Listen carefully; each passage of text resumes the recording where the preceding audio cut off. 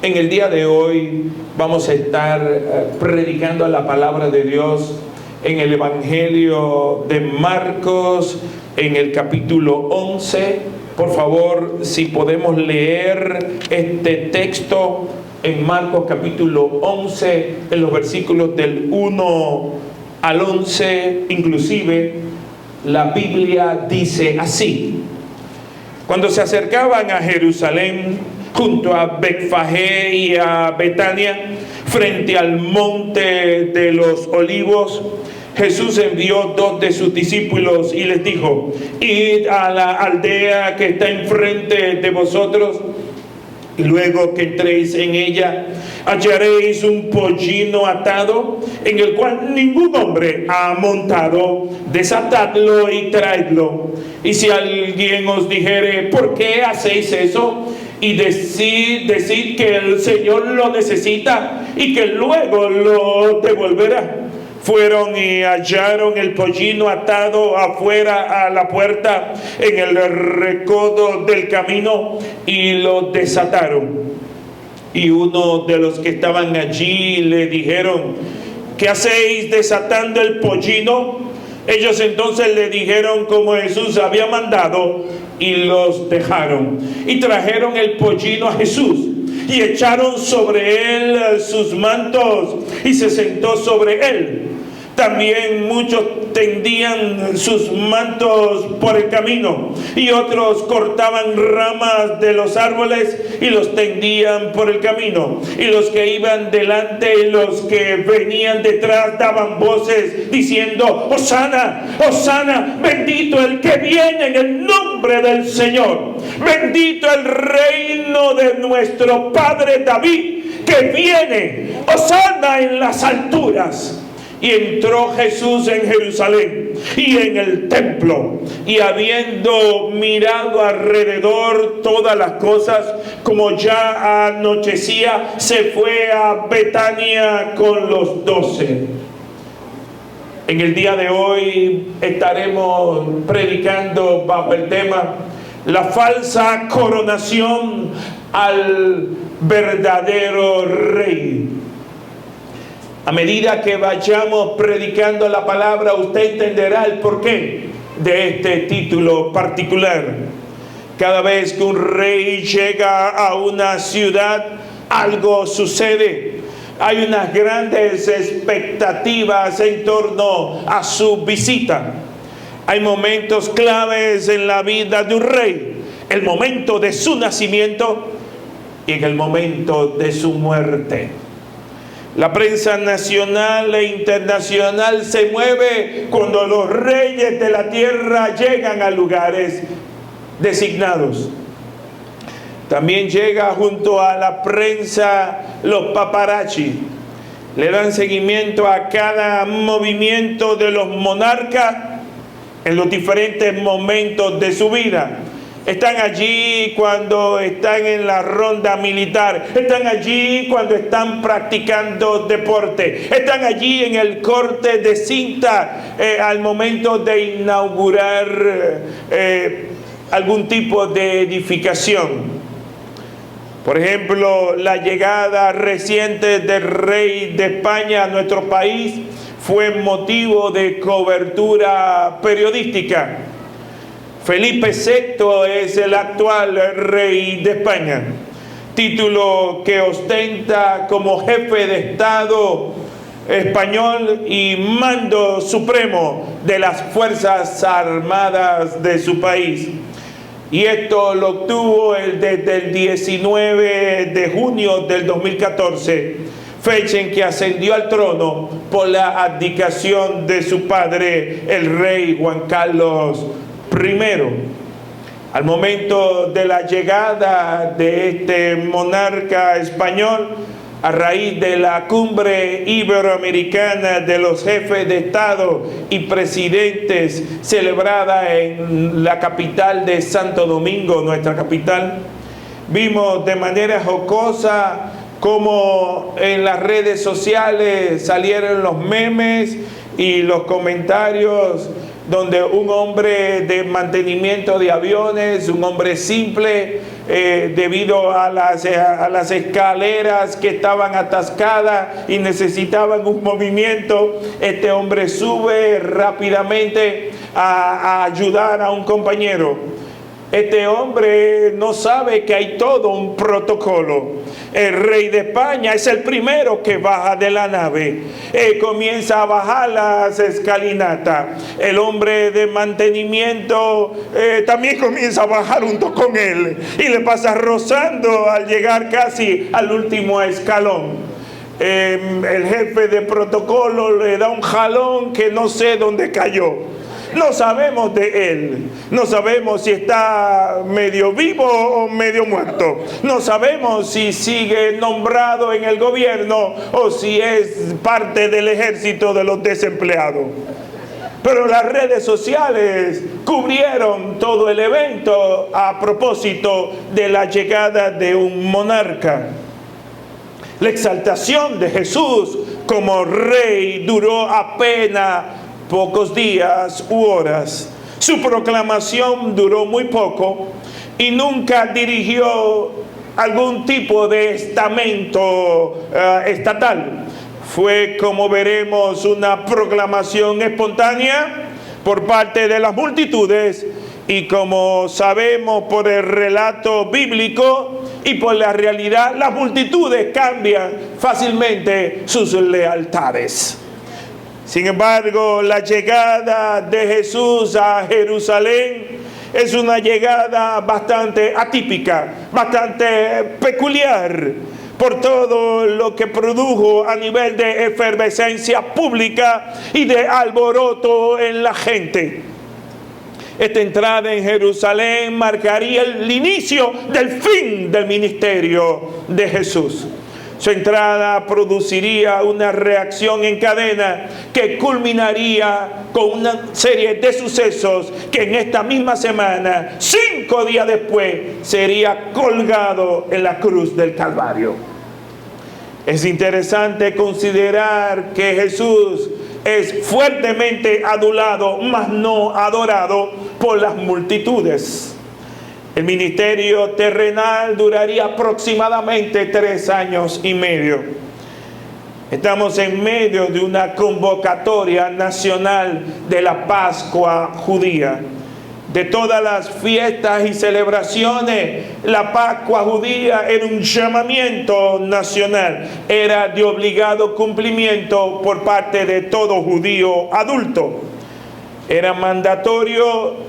Y Jerusalén llegaba a tener 3 veces su población normal. Según algunos eruditos, habría entre 1 millón a 2 millones de personas en Jerusalén. Los romanos que custodiaban y tenían la bota imperial no querían ningún tipo de alboroto. Estaban bien atentos a cualquier foco nacionalista, a cualquier acto heroico de parte de grupos judíos que pudieran provocar revueltas populares. ¿Cómo llega Jesús a Jerusalén? No lo hizo cual conquistador romano, no lo hizo como Julio César, no lo hizo un corcel o caballo blanco e imponente.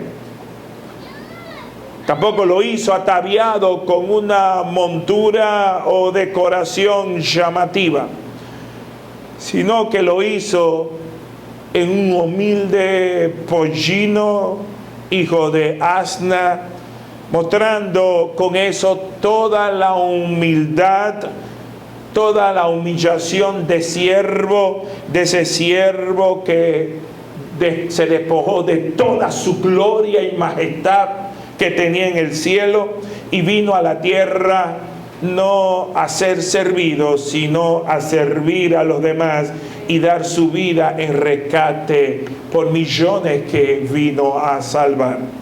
Jesús llega a Jerusalén rodeado de sus discípulos y de una multitud que lo aclamaba como el rey. Pero esta multitud, increíblemente, no tendría ningún discernimiento, un entendimiento claro de la naturaleza del reino de Cristo.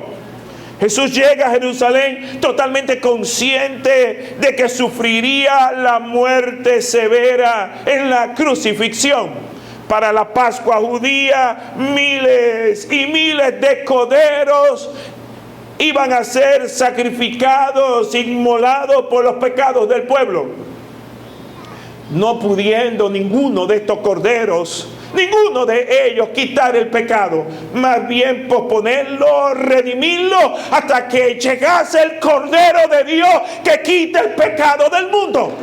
Y ese Cordero es una persona, y esa persona es Jesús. Llegó a Jerusalén tal y como fue anunciado por los profetas. Llegó a Jerusalén dentro del reloj profético de Dios. Seguramente esta entrada en Jerusalén no pasó desapercibida ni por los fariseos, ni tampoco por los saduceos, toda la clase religiosa dominante. Días atrás, la popularidad de Jesús llegó a un clímax especial. Había hecho algo que nadie durante siglos había hecho. Algo inexplicable. La gente sabía que hacía milagros. Lo tenían como un sanador o milagrero. Pero lo que aconteció días atrás le voló la cabeza a más de uno. Un hombre que había muerto llamado Lázaro, siendo su familia íntima de Jesús, ya tenía 4 días de muerto. Ya los olores le estaban saliendo. Y por la voz autoritaria y liberadora, la voz de nuestro Cristo de la gloria, Lázaro es resucitado de entre los muertos. Leamos la reacción que produjo tal evento en la cúpula religiosa. Vayamos a Juan capítulo 11, en los versículos del 45 al 47, que dicen así. Entonces muchos de los judíos que habían ido para acompañar a María y vieron lo que había hecho Jesús, creyeron en él. Pero algunos de ellos fueron a los fariseos y les dijeron lo que Jesús había hecho. Entonces los principales sacerdotes y los fariseos reunieron el concilio y dijeron: ¿qué haremos? Pues este hombre hace muchas señales. Si lo dejamos así, todos creerán en él. Y vendrán los romanos y destruirán nuestro lugar santo y nuestra nación. Entonces Caifás, uno de ellos, sumo sacerdote aquel año, les dijo: vosotros no sabéis nada, ni os dais cuenta de que nos conviene que un hombre muera por el pueblo y no que toda la nación perezca. Ahí nació el complot de matar a Jesús. Caifás, siendo sumo sacerdote, estaba profetizando el tipo de muerte y el significado de la muerte de Jesucristo. La muerte de Cristo es el tema central de las Sagradas Escrituras. Es el punto focal de toda la revelación. Y es lo que separa a salvos y a perdidos. Es por esto que los 4 evangelios, todos hacen reseña de este acontecimiento. Le dedican gran parte de su contenido. Vemos como tanto Mateo como Lucas, Juan y el propio Marcos hacen total reseña de los acontecimientos alrededor de la muerte, crucifixión y resurrección del Cristo de la gloria. La proclamación de Jesús como Rey. Es interesante notar que la muchedumbre, las multitudes que lo aclamaron como Rey, no tenían entendimiento de la persona de Jesús, ni del significado de su ministerio y de su reinado espiritual. No entendieron que Jesús vino a salvar pecadores culpables. Ni lo entendieron las multitudes, ni lo entendieron en ese momento sus propios seguidores cercanos llamados sus discípulos. Hoy aprenderemos que se puede decir que Jesús es el Rey, que se puede cantar que Él es el Señor, que se puede ir a una iglesia y cantar, ¡oh, gran Señor! Sin embargo, podemos cantar a viva voz y hasta sentirlo con nuestras emociones, pero en realidad sabemos qué significa que Jesucristo es el Rey. Hay gente que canta que Jesús es el Rey el domingo, pero durante la semana no interpretan lo que cantan el domingo. Parecería que en sus vidas prácticas, en sus vidas cotidianas, en vez de asimilar en que Él es el Rey, Él es el Supremo, Él es el Soberano, parece que el tipo de canción que cantamos los días de semana es: pero sigo siendo el Rey, con dinero o sin dinero, hago todo lo que quiero, pero sigo siendo el Rey. Parece una canción muy parecida a la que cantamos el domingo, pero en vez de estar enfocada en Cristo, está enfocada en nosotros y en hacer nuestra santa y real voluntad. Te pregunto yo, ¿es en verdad Jesús el Rey de nuestras vidas? ¿Nuestras vidas gravitan alrededor de Él o gravitan alrededor de nuestros apetitos carnales, de nuestros egoísmos y de nuestros deseos, y no necesariamente de hacer la voluntad del Rey?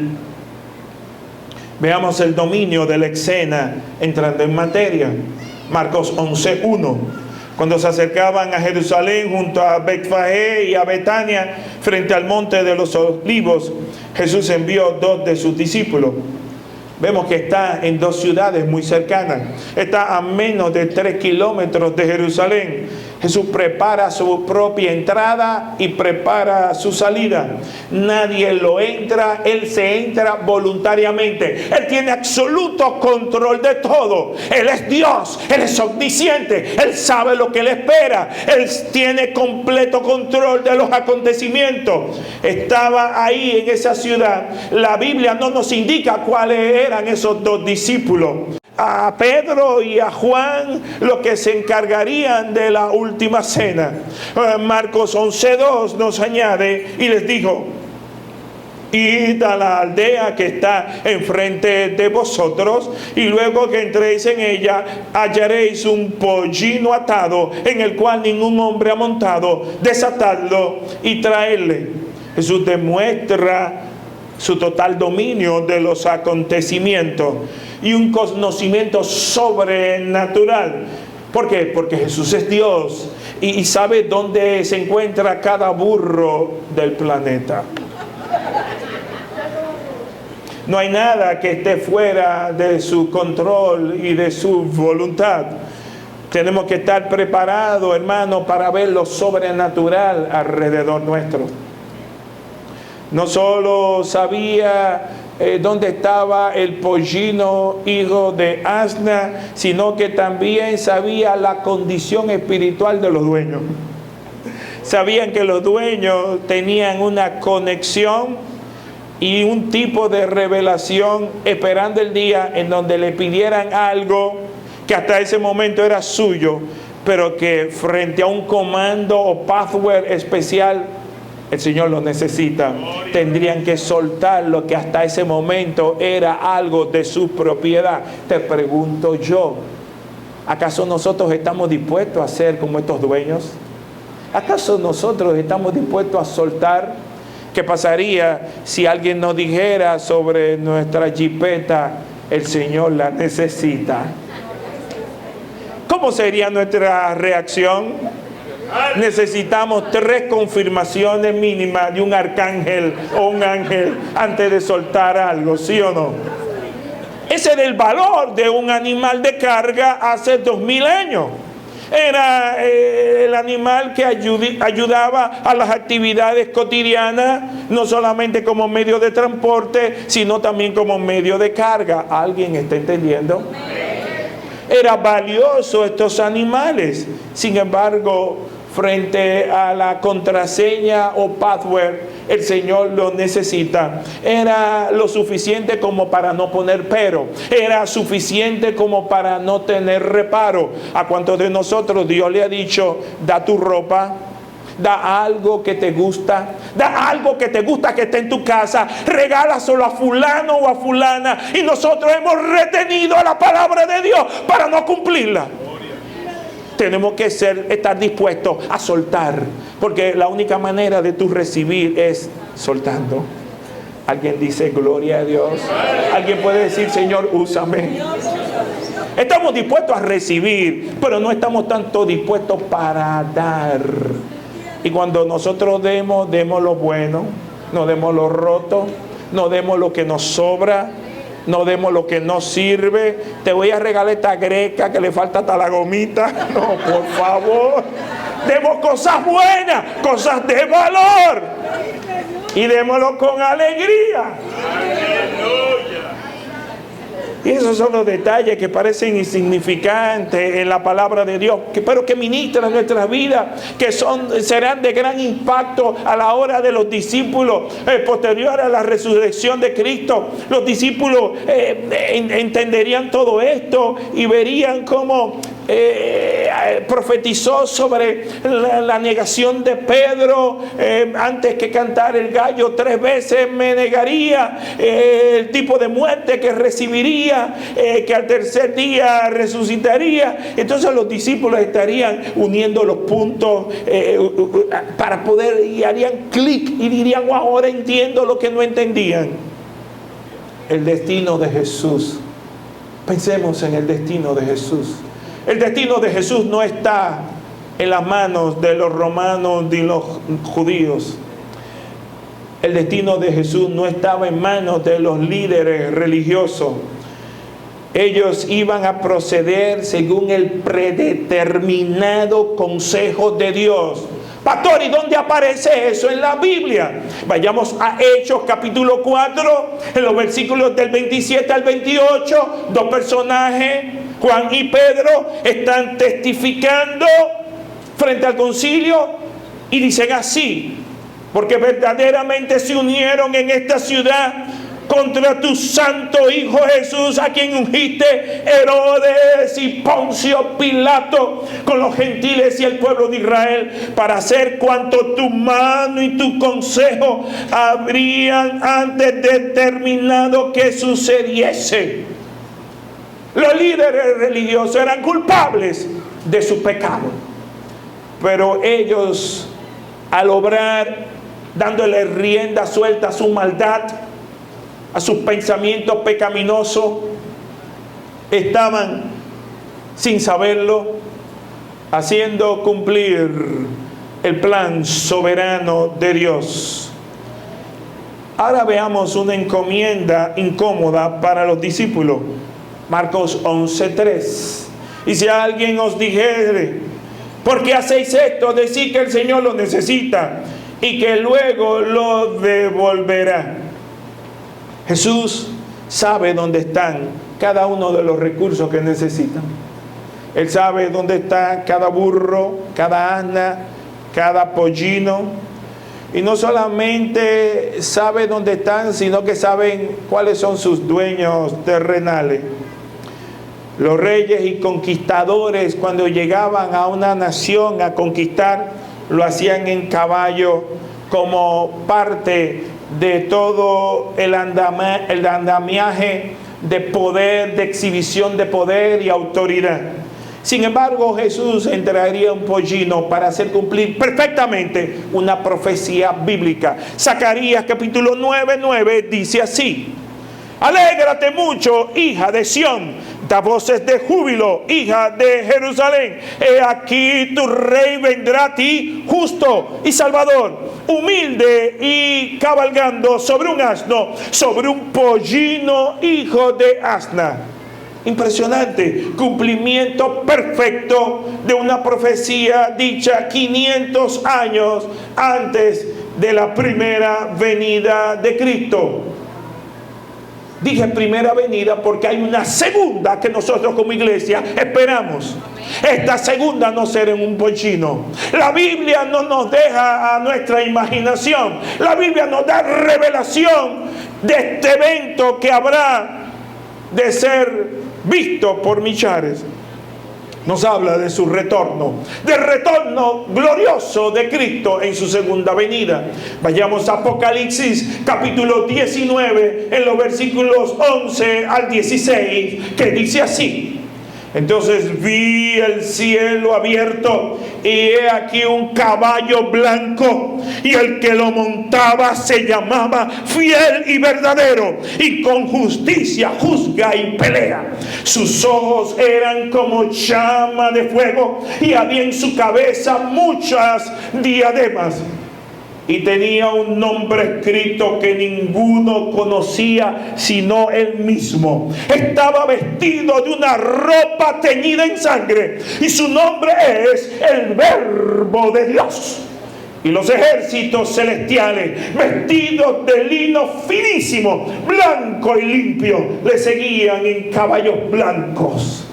De su boca sale una espada aguda para herir con ella a las naciones, y él las regirá con vara de hierro, y él pisa el lagar del vino del furor y de la ira del Dios Todopoderoso. Y en su vestidura y en su muslo tiene escrito este nombre: Rey de Reyes y Señor de Señores. Y a su nombre, ese es el Cristo de la gloria que vendrá. Marcos capítulo 11 en los versículos del 3 al 6 nos dice: y si alguien os dijere, ¿por qué hacéis eso? Decid que el Señor lo necesita y que luego lo devolverá. Fueron y hallaron el pollino atado afuera a la puerta, en el recodo del camino, y lo desataron. Y uno de los que estaban allí le dijeron: ¿qué hacéis desatando el pollino? Ellos entonces le dijeron como Jesús había mandado, y lo dejaron. Es interesante algunos aspectos característicos de la vida de Cristo, de detalles únicos escogidos. Jesús entra en Jerusalén en un pollino que nunca había sido montado. Nació de una mujer pura, virgen. Al momento de morir, murió en una tumba que nadie la había utilizado, una tumba prestada. Entonces vemos cómo Jesús utiliza algunos elementos prestados. Utiliza una barca prestada en un momento dado, un asno prestado, lo enterraron en una tumba prestada. Y eso nos habla de la transitoriedad de la vida, de cómo nosotros no debemos de aferrarnos a las cosas. ¿Por qué? Porque todo lo que tenemos es prestado por un tiempo. ¿Alguien puede entender lo que estoy diciendo? Veamos ahora la aclamación de Jesús como Rey. Vayamos a Marcos capítulo 11, los versículos del 7 al 10. Y trajeron el pollino a Jesús, y echaron sobre él sus mantos, y se sentó sobre él. También muchos tendían sus mantos por el camino, y otros cortaban ramas de los árboles y los tendían por el camino. Y los que iban delante, los que venían detrás, daban voces diciendo: Sana, bendito el que viene en el nombre del Señor, bendito el reino de nuestro padre David que viene, hosana en las alturas. Los discípulos ponen manto para la cabalgadura de Cristo. Otros arrojaron palmas en el camino. Otros arrojaban mantos como si fuera una alfombra roja que habría de pisar el asno que lleva al rey recién proclamado. En la proclamación de las multitudes enfurecidas comienzan a adular a Cristo, y es una adulación de aclamación frenética. La población era abundante en Jerusalén y se había mezclado un número de personas no determinada, pero era una multitud de gente que habían oído de Jesús, otros que estaban llegando a Jerusalén. Todos se confluyen y comienzan a gritar, a vociferar. Esa misma multitud no iba a hacer nada días después. Las lealtades de la multitud se mueven. Esta misma multitud que están vociferando: ¡Hosana! ¡Gloria al Hijo de David! Hosana significa sálvanos ahora, te rogamos. Aleluya, es una voz de júbilo, de gozo. Bendito el que viene en el nombre del Señor. Es parte de la frase de alabanza del Jalel que está en el Salmo 118 hasta el Salmo 113 al Salmo 118, salmos de exaltación. Y esta declaración toma un significado especial, porque nos dice Lucas 19:37, ampliándonos el concepto, que cuando llegaban ya cerca de la bajada del Monte de los Olivos, toda la multitud de los discípulos, gozándose, comenzó a alabar a Dios a grandes voces por todas las maravillas que habían visto. Marcos nos da una versión resumida, Juan amplía, Mateo amplía, Lucas amplía, pero lo que nos dice Lucas es que hay una algarabía tal que ellos están conectando que este parece ser el rey libertador, el rey salvador del yugo romano. Lucas 19:38 nos dice que muchos le dieron un recibimiento de rey al diciendo: bendito el rey que viene en el nombre del Señor, paz en el cielo y gloria en las alturas.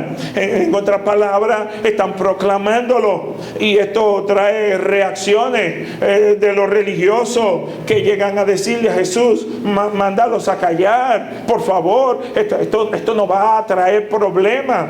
Marcos 11:10 dice: bendito el reino de nuestro padre David que viene, hosana en las alturas. Marcos da esta sola anotación significando que Jesús era un descendiente directo del reino prometido de David, que uno que saldría de David iba a reinar y ser el gran libertador. Están conectando a Jesús con David directamente.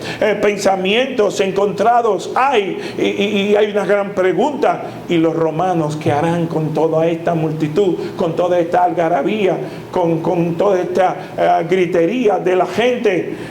Mateo 21, en los versículos del 10 al 11, nos da más detalle. Cuando entró él en Jerusalén, toda la ciudad se conmovió diciendo: ¿quién es este? Y la gente decía: este es Jesús, el profeta de Nazaret de Galilea. La gente hace preguntas. Recuerden que hay gente que lo están viendo por primera vez. Están diciendo: ¿quién es este? Sabemos que hay multitudes, cientos o miles de personas vociferando, y la gran pregunta: ¿quién es este? Y la respuesta a este es Jesús, el Mesías esperado. Esa gente que le vociferaba con frenesí son lo mismo que el próximo viernes gritarían: ¡crucifíquenlo! ¡crucifíquenlo! En ese momento no saldría nadie en el Palacio de Justicia de Jerusalén. Soy cristiano y no tenemos miedo. Somos cristianos y no tenemos miedo. Nadie diría eso. Soy seguidor de Cristo y no tengo miedo. ¡Liberten! ¡Cristo inocente! Nadie gritaría en las afueras. del palacio de justicia de Jerusalén. Aleluya. Jesús, ni uno solo, ni siquiera los discípulos que duraron 3 años y medio, fueron a gritar: soy cristiano y no tenemos miedo. Lucas 19, del 39 al 40 dice: entonces algunos de los fariseos de entre la multitud le dijeron: Maestro, reprende a las multitudes. Él respondiendo le dijo: os digo que si estos callaran, las piedras clamarían. En otras palabras, Maestro, no permita que ellos griten así. Esto nos hace daño. Los romanos se van a molestar. Cállalo, mándalos a callar. No podemos oír eso. No podemos permitir que te declaren rey. Jesús durante varias oportunidades en el pasado no quiso que le llamaran rey. No quería que le llamaran Mesías. ¡Shh! Fíjense, mi tiempo no ha llegado. Y cuando era el momento de proclamarlo, huía, se iba entre la multitud. Pero en este momento no los mandó a callar. Todo lo contrario, le dijo a los religiosos: si ellos no proclaman, las piedras hablarán. Y claro que las piedras hablarían. Días después, el próximo domingo de resurrección, una piedra hablaría claro, alto y fuerte. La piedra que sellaría su tumba sería el mayor testigo de que el Cristo de la gloria resucitó. La muerte no lo pudo retener, porque Él mató la muerte. Ese es el Cristo de la gloria. Los fariseos sintieron algo especial, pero no como a la multitud. Fue un sentimiento de rechazo. Jesús le dijo: si ustedes lo silencian, las rocas hablarán. ¿Qué tan dispuestos estamos nosotros, creyentes del siglo XXI, a proclamar que Jesús es el Rey? ¿Qué tan dispuestos estamos a declarar y exaltar a Cristo públicamente? ¿Qué tan dispuestos estamos a salir a evangelizar a otros y decirles que Cristo es la única solución? Hay gente en esta iglesia que nunca han predicado a nadie. Aleluya. Que no saben la última vez que invitaron a alguien a una iglesia. Que vienen y depositan los domingos su cuerpo. Y no le importan que allá afuera hay miles, millones de personas que si mueren esta noche van directo al infierno. No le importa, ni le duele que hay gente perdida. Y viven sus vidas cristianas, evangélicas, muy cómodas, muy ocupados en sus propios asuntos. En que su nevera tenga comida, en que tengamos autos o jipetas. O nos consume la preocupación de ser testigos de Cristo. Hechos capítulo 1, versículo 8. El Cristo resucitado dijo: pero recibiréis poder cuando haya venido sobre vosotros el Espíritu Santo, y me seréis testigos en Jerusalén, en toda Judea, en Samaria y hasta lo último de la tierra. Cuando tenemos que hablar muchas veces de Cristo, preferimos callar. Y la pregunta es: ¿por qué? ¿Por qué?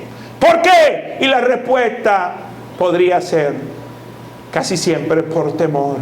Temor al rechazo, temor a que nos etiqueten, temor a que nos digan religioso, a que nos digan evangélico, a que nos digan atrasado, temor al que dirán, temor a que no le den credibilidad, crédito a lo que decimos, porque nuestra vida tiene muchos agujeros, muchos orificios, y están más pichados que un colador malo. Y no tenemos testimonio frente a los impíos. Como dijo un gran predicador: ¿hay algún problema de juntarse con los impíos?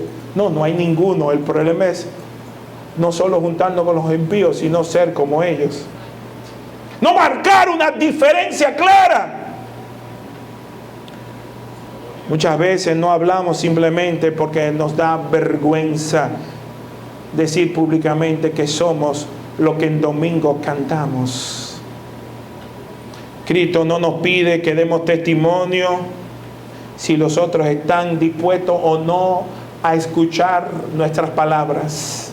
Cristo nos pide que demos testimonios en todo tiempo, en todo lugar, de la obra libertadora, poderosa, salvadora que Él ha hecho en nuestras vidas.